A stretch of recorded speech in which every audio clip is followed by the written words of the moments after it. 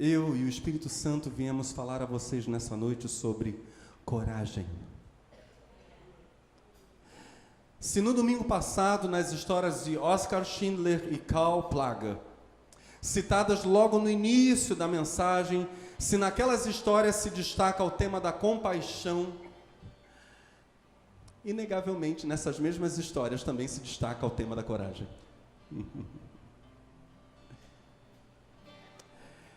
E por isso mesmo eu ousaria dizer que compaixão e coragem são grandes companheiras, assim como opressão e covardia também andam juntas. Para falar de coragem, nós precisamos nos afastar de coisas que nós correríamos o risco de chamar de atos de coragem se não tivéssemos o dever de chamar essas coisas de atos de tolice. E eu estava olhando o pequeno livro do Stress, é uma obra pequenininha que faz parte do acervo da biblioteca da igreja. O pequeno livro do Stress, na verdade, Stress é piada mesmo, é humorístico o livreto. O subtítulo é Como Ter Aquele Ataque do Coração. O pequeno livro do Stress pode nos ajudar com exemplos de coisas que pareceriam coragem, mas na verdade são refinada tolice. Uma das dicas para que você tenha aquele ataque do coração, a primeira é a seguinte: faça compras no horário de pico. O supermercado pode dar um empurrão muito útil em seu nível de estresse se você fizer compras no horário de pico. Escolha um carrinho, dizem os autores, com rodinhas bambas e mude rapidamente de direção no mercado. Entre no caixa expresso e alegue que você não tem tempo de contar os itens. Para você chegar lá, evidentemente, o número de itens ser ultrapassado e você não poder passar. Em segundo lugar, desenvolva um plano de batalha. Faça com seu cônjuge ou com seu namorado ou namorada uma lista dos maus hábitos e pequenas irritações de cada um. Briguem para superá-los. Coloque semanalmente um quadro de pontuação na parede e veja qual de vocês está fazendo mais progresso. Brigue para conseguir mudar o seu companheiro, a sua companheira. Se não for acompanhada da sabedoria espiritual, e é isso que eu quero deixar claro no início da mensagem, a coragem será apenas imprudência, em alguns casos mero exibicionismo, mas não algo autenticamente corajoso. Coragem, compaixão e sabedoria precisam andar juntas. Essas coisas precisam conviver nas ações heróicas. Compaixão e sabedoria com as ações heróicas. Na Bíblia, a coragem aparece explicitamente em poucos textos. Um deles, Daniel capítulo 11, versos 25 e 26, que diz assim: confiando no seu poder e na sua coragem, ele marchará com o seu grande exército contra o rei do Egito. Este sairá para a batalha com um exército grande e poderoso, mas não vencerá, pois será traído pelos seus próprios conselheiros que o levarão à desgraça. O seu exército será derrotado e muitos dos seus soldados serão mortos.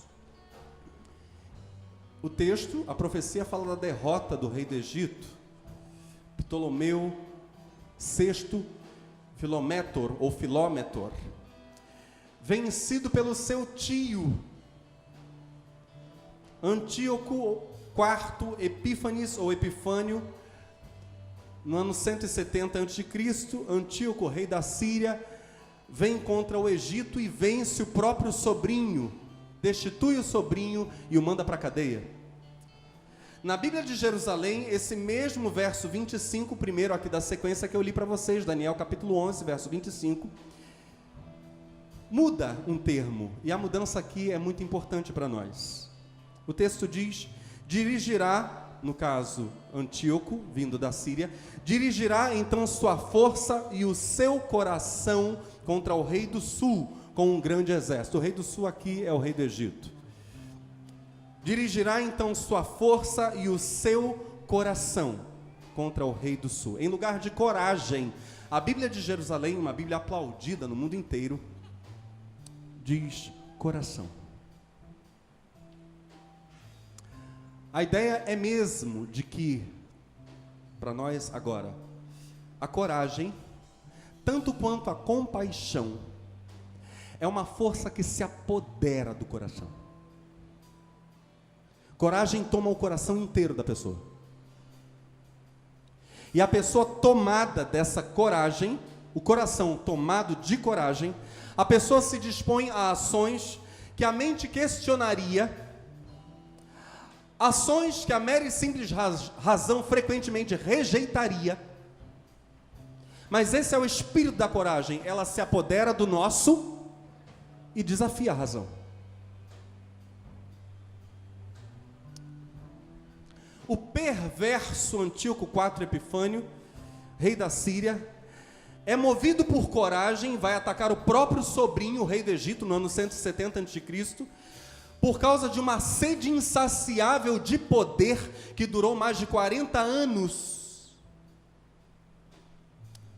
No verso 21 desse mesmo capítulo, veja como a Bíblia descreve Antíoco IV Epifânio. O seguinte rei da Síria será um homem muito mau, que não terá direito de ser rei, mas ele disfarçará as suas más intenções e com intrigas conquistará o poder. Qualquer semelhança com os nossos dias não é mera coincidência. Compaixão e coragem são coisas do coração.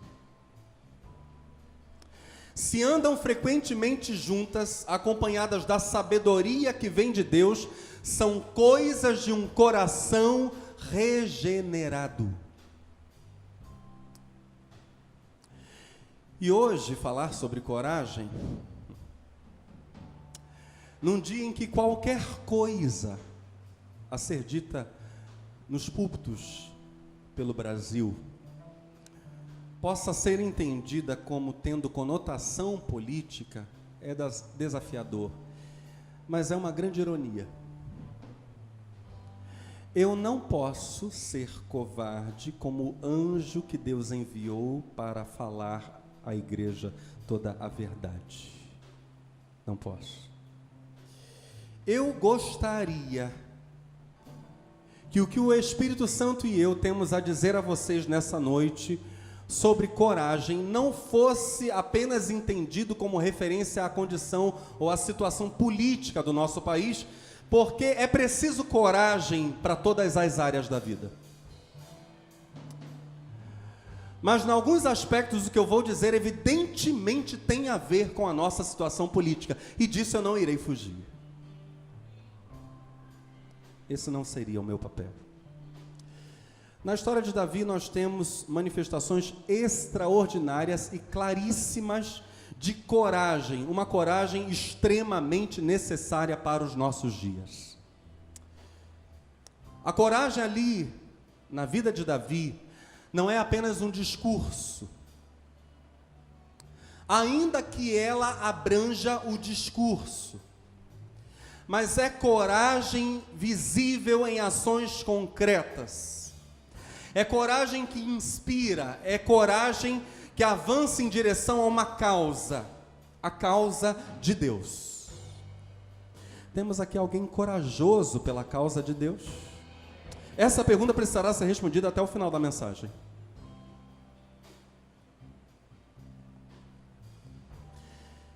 Em 1 Crônicas capítulo 12, nós temos a formação do exército de Davi.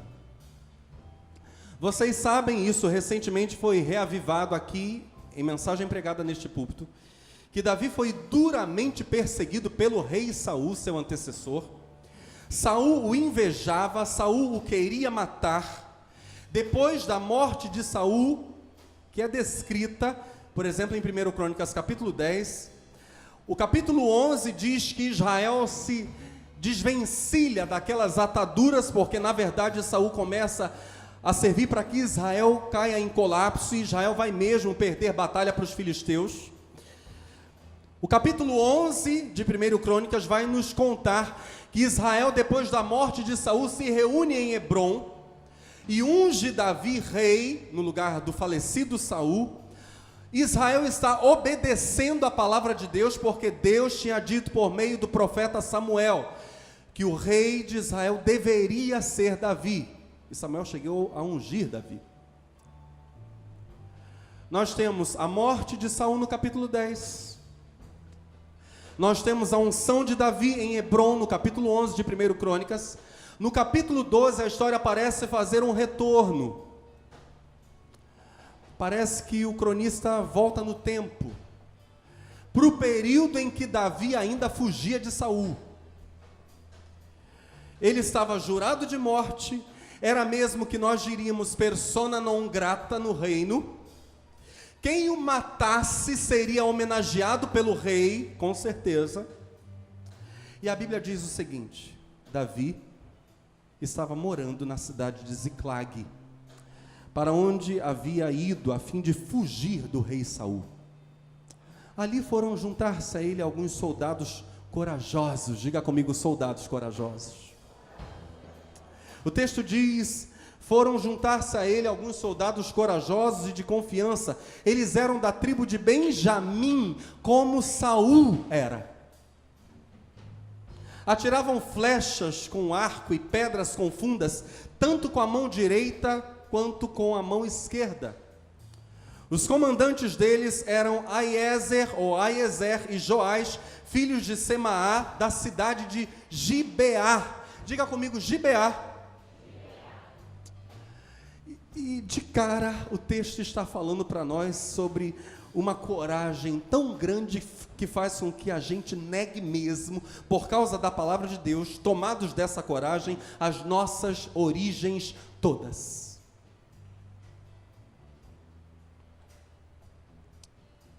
Citação de tribo e cidade aqui não está gratuita. Gibeá era uma cidade no território da tribo israelita de Benjamim. Nos livros de 1º e 2º Samuel, Gibeá é chamada por 3 diferentes nomes. Olha só, diga comigo, Gibeá de Benjamim. Tranquilo, né? Fazia parte do território da tribo de Benjamim, era chamado de Gibeá de Benjamim. Mas tem um segundo nome. Diga assim, Gibeá dos filhos de Benjamim. Tranquilo. Homens de Benjamim eram os proprietários de Gibeá, mas tem o terceiro nome de Gibeá no 1º e no 2º livro de Samuel. Diga comigo, Gibeá de Saul. Era a terra de Saul, era a cidade dele.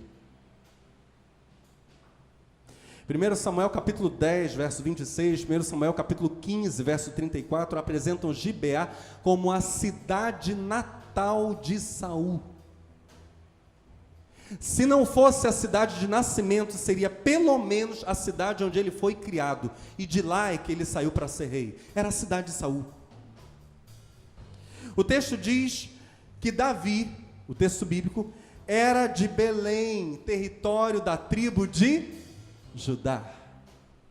Davi não era benjamita, Davi não era de Gibeá, Davi não era de Benjamim, Davi não tinha nenhuma ligação muito íntima, muito próxima com aqueles homens. Aiezer e Joás estavam cometendo, nessa volta no tempo aqui do capítulo 12, algo que hoje nós chamaríamos de alta traição. Não eram apenas benjamitas como Saul, eram da mesma cidade dele, Gibeá, eram, dizem algumas traduções, parentes próximos, parentes chegados de Saul. E essa atitude deles, de enquanto Davi está fugindo de Saul, saírem de Gibeá, terra de Saul, para se unirem a Davi em Ziclag, essa atitude deles nos faz lembrar palavras desafiadoras de Jesus, que são palavras de Jesus para nós neste exato momento, em Lucas capítulo 14. O texto diz, uma grande multidão ia acompanhando Jesus, este voltando-se para ela.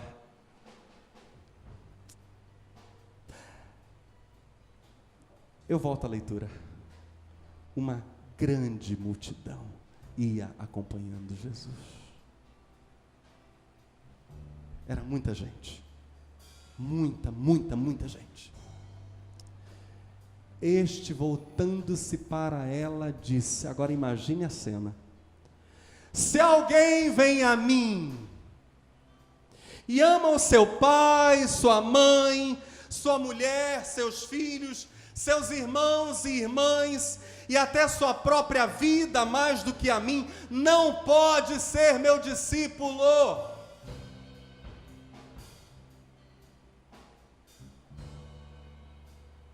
E aquele que não carrega a sua cruz e não me segue, não pode ser meu discípulo.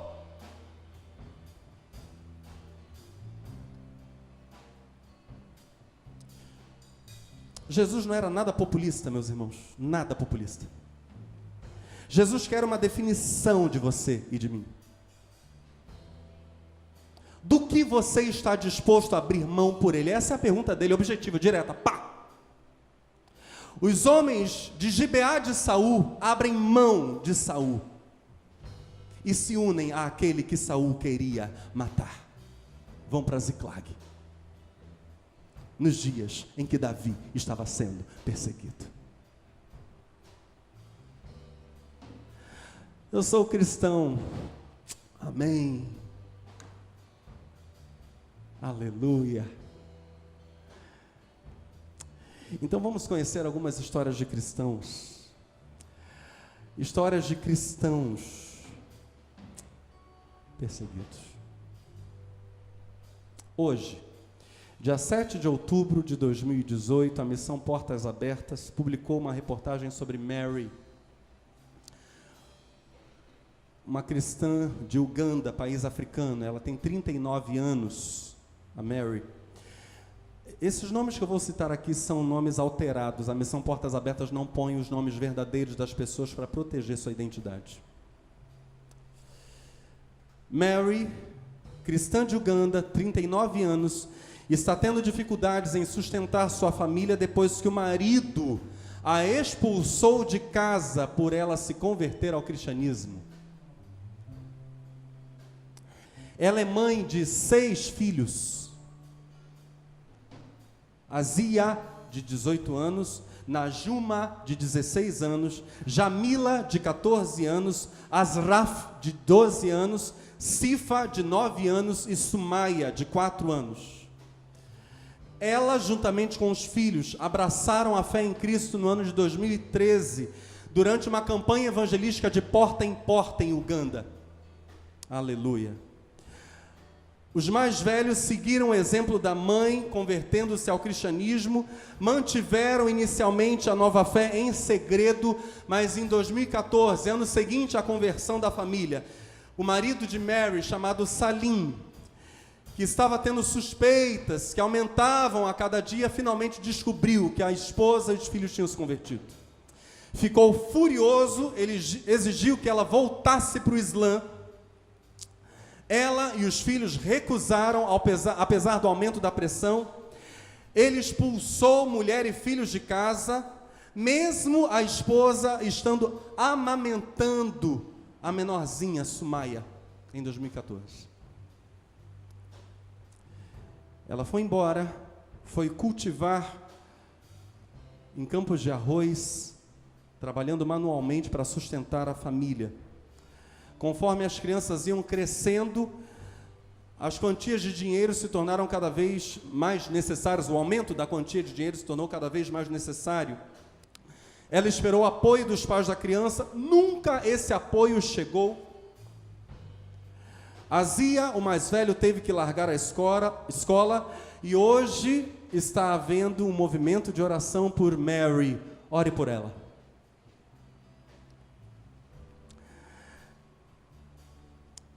Essa é uma pequena história, e eu vou contar outra história de perseguição, mas é uma pequena história no universo de milhares de cristãos perseguidos neste exato momento, em todas as idades. No caso de Mary e seus filhos, jovens, adolescentes e crianças.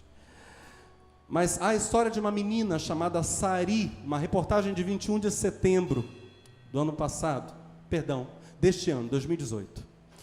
Sari, 12 aninhos, indiana, tinha um problema de surdez desde bebezinha. Jesus curou Sari. Ela que vinha desde a infância praticamente surda, o Senhor curou seus ouvidos. Os pais ficaram felizes com a cura. Sari se entregou a Cristo, se converteu, e os pais imediatamente a proibiram de ir à igreja.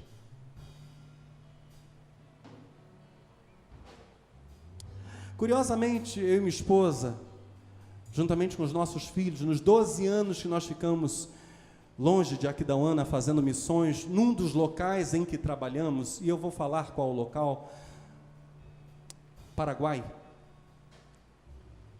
nós vimos isso. A que ponto chega a cegueira religiosa? Fomos procurados por uma senhora cujo casamento era uma lástima. Ela sabia que a solução para o seu casamento estava em Jesus. Ela sabia. Ela sabia que no nosso meio, enquanto cultuávamos a Deus, a presença de Deus era real. Ela sabia que aquilo que ela vivia como religião era apenas e tão somente uma prática humana vazia, sem sentido nenhum. Ela mesma disse: eu não sinto a presença de Deus lá onde estou. Mas ela dizia: mas toda a minha família está lá e de lá, meu marido, minha família não aceitaria que eu me convertesse. Os pais dessa menina celebraram a cura, mas não celebraram Jesus. Sari sentiu, olha o drama. Qual a idade da menina? Sari sentiu que não tinha escolha, precisava ir à igreja. Tentou ir secretamente, mas o irmão dela descobriu, a agrediu, deu uma coça na Sari. O pai tomou conhecimento, os pais, ela foi expulsa de casa, e agora vive com uma tia que também é cristã. Essa menina compartilhou sua história, pede orações, sabe que está pagando um preço por seguir a Jesus, ela tem plena consciência disso, na Índia. Um repórter da Portas Abertas chegou para ela e perguntou: Sari, você considerou deixar Jesus?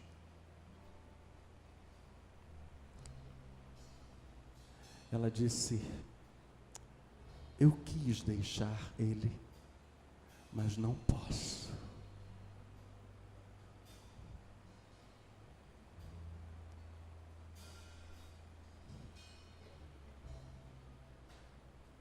Eu não posso.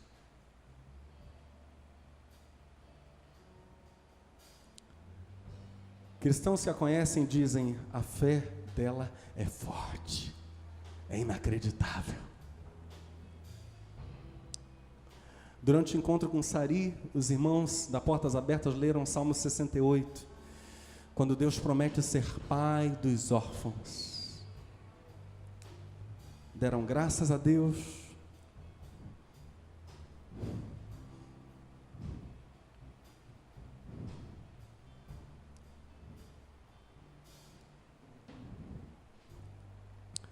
Oraram juntos, ficaram em silêncio.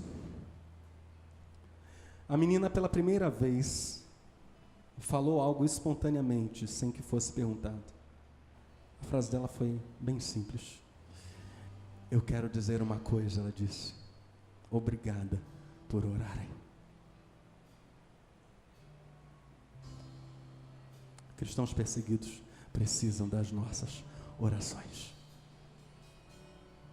Oremos por Mary, oremos por Sari, oremos pelos cristãos da igreja perseguida, mas sigamos seus exemplos.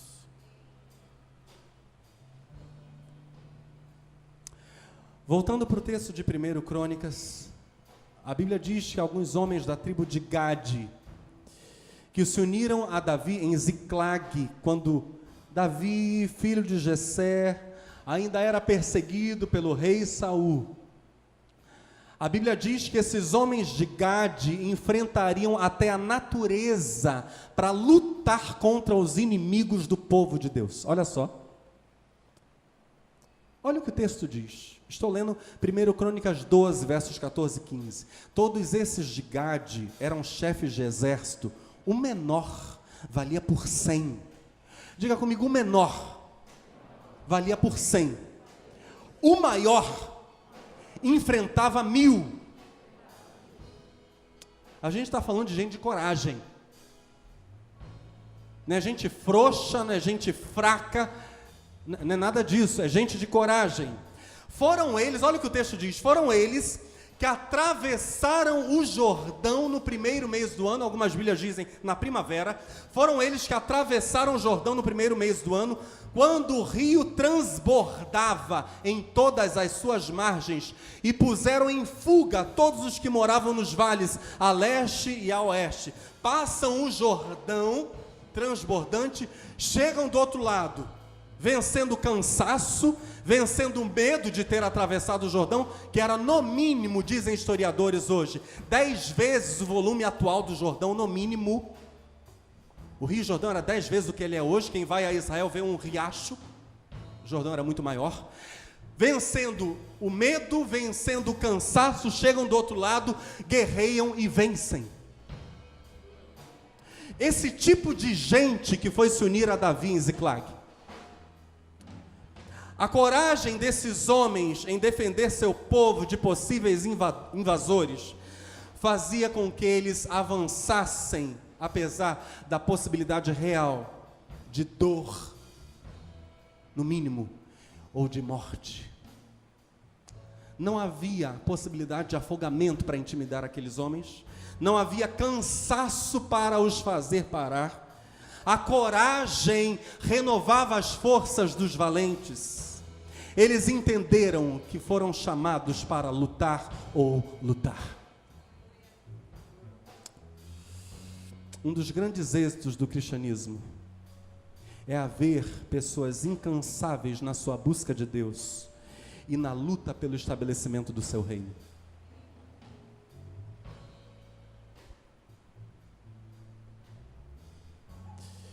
Porque o que semeia na sua carne, diz Paulo, da carne ceifará a corrupção. Mas o que semeia no Espírito, Gálatas 6, verso 8, do Espírito ceifará a vida eterna. Gente que planta algo para a eternidade. Gente que guerreia em nome do Senhor. Cansaço excessivo. Presta muita atenção nisso que eu vou lhe dizer. Eu não vou lhe dizer, nós vamos lhe dizer. Cansaço excessivo, cansaço só para servir a Deus. Tem gente que só está cansada quando é para servir a Deus, para outras coisas está sempre animado. Mas quando é para servir ao Senhor, o cansaço vence. Cansaço só para servir a Deus é coisa ligada à falta de visão, à falta de amor e à covardia. Há aqueles que não se envolvem a fundo com o reino de Deus, porque não querem lutar contra o mal. E não querem lutar contra o mal, porque sem saberem já foram vencidos por ele. No final desse trecho que nós estamos examinando, 1 Crônicas 12, de 1 a 22, há um comentário ou um momento extremamente dramático. Olha só. Davi sabe, ele vai deixar isso bem claro, Davi sabe que quem não está totalmente comprometido com o bem, pode firmar a qualquer momento uma aliança com o mal.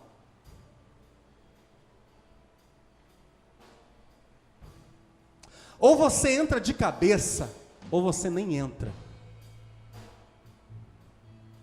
E esse é o desafio de Jesus. Satanás criou uma série de esquemas. Um deles é dizer que a pessoa que entra de cabeça nas coisas de Deus é fanática. Uma frase tipicamente satânica sobre buscar a Deus em profundidade. Vá dizer isso para os profetas. Vá dizer isso para os apóstolos. Vá dizer isso para Sari, para Mary e para 250 milhões de cristãos perseguidos. Diga isso para eles. Quem está entendendo? Olha a sabedoria de Davi no final, na sequência final do trecho que a gente está examinando. Estamos juntos? Olha só, alguns outros benjamitas e certos homens de Judá também vieram a Davi em sua fortaleza. Davi saiu ao encontro deles e lhes disse: se vocês vieram em paz para me ajudarem, estou pronto a recebê-los. Mas se querem trair-me e entregar-me aos meus inimigos, sendo que as minhas mãos não cometeram violência, que o Deus de nossos antepassados veja isso e julgue vocês. Então o Espírito, diga comigo, o Espírito Santo. Então o Espírito veio sobre Amazai, chefe do batalhão dos 30, e ele disse: somos teus, ó Davi, estamos contigo, ó filho de Jessé. Paz seja contigo e com os teus aliados, pois o teu Deus te ajudará. Davi os recebeu e os nomeou chefes dos seus grupos de ataque. Eu estava olhando para esse trecho e digo para vocês com toda a sinceridade que o Espírito Santo veio sobre Amazai por causa de Davi. Porque toda convicção no Espírito merece confiança. E Davi era homem segundo o coração de Deus, salmista. Davi andava na presença de Deus, conhecia o toque do Espírito Santo. Quando o Espírito vem sobre Amazai, e Amazai começa a profetizar, porque foi profecia: Davi, nós somos teus, nossa vida está nas tuas mãos. Davi olhou aquilo e disse: é o Espírito Santo. Senhor, eu lhe conheço, é o Espírito do Senhor. Uma convicção no Espírito merece confiança. Uma convicção meramente humana, da carne e da mente, não merece crédito nenhum. E pior, justamente a convicção humana faz com que os crentes sejam mornos. Mornos. Quantos aqui sabem que Jesus Cristo é o caminho, a verdade e a vida? Quantos aqui dão a vida por Jesus Cristo, verdade e vida?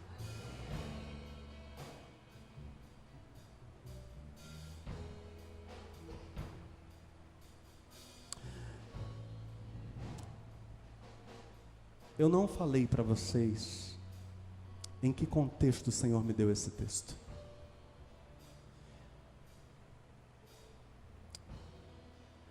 Talvez hoje, aqui, talvez hoje tenhamos crentes mornos na Pibaua, porque até agora não entenderam a grande salvação que Deus começou a operar em nosso meio. Talvez seja isso.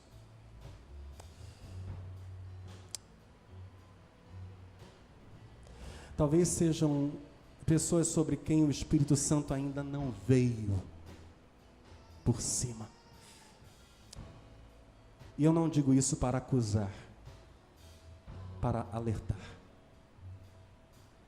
Se o seu coração é morno, se todo sacrifício pelo reino é pesado, esta é a noite de o Espírito Santo vir sobre nós e nos incendiar. Caia fogo do céu, queima esse altar. O altar somos nós.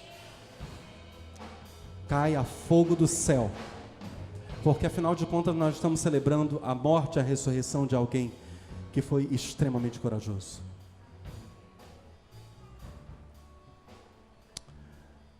Eu vou dizer publicamente em que contexto o Senhor me deu esse texto. Hoje, especificamente hoje, eu fui mais uma vez fazer umas perguntas para o Senhor. Contei a vocês na quarta-feira retrasada que na terça-feira anterior o Senhor tinha me dito algo terrível sobre o Brasil.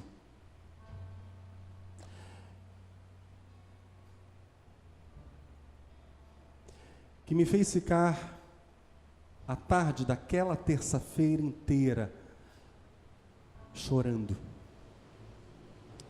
O que o Senhor me falou sobre o Brasil não foi nada bom. Naquela quarta-feira, quando estávamos aqui, o Espírito Santo nos falou com poder que se houvesse clamor, se a igreja dele no Brasil levasse a sério, haveria grande chance de as coisas mudarem. Deus nos deu naquela quarta-feira esperança. Hoje, vendo um enorme relato de fraudes na eleição, inclusive irmãos que estão aqui foram vítimas, possivelmente, de fraude. Meu coração estava apertadíssimo. Eu disse, meu Deus, qual o rumo do nosso país? Sabe o que o Senhor me falou? Estou levantando um grande exército aqui em Aquidauana. Você, meu servo, viverá conquistas muito maiores nos próximos anos. O número do exército vai se multiplicar como exército de Deus. E o verso 22 desse texto diz: diariamente chegavam soldados para ajudar Davi, até que o seu exército tornou-se tão grande como o exército de Deus. Eu perguntei para o Senhor, Senhor, e o futuro da nossa igreja em meio a essa bagunça toda que a nossa nação virou? O Senhor disse, o futuro da igreja será a conquista de almas, o resgate e a restauração em Aquidauana. Foi isso que o Senhor me falou. E Ele me deu esse texto. Não tenha medo.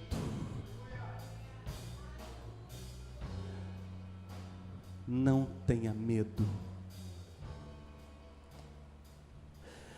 Quarta e quinta nós levantaremos clamor pelo Brasil. Oro para que nenhum cansaço nos vença.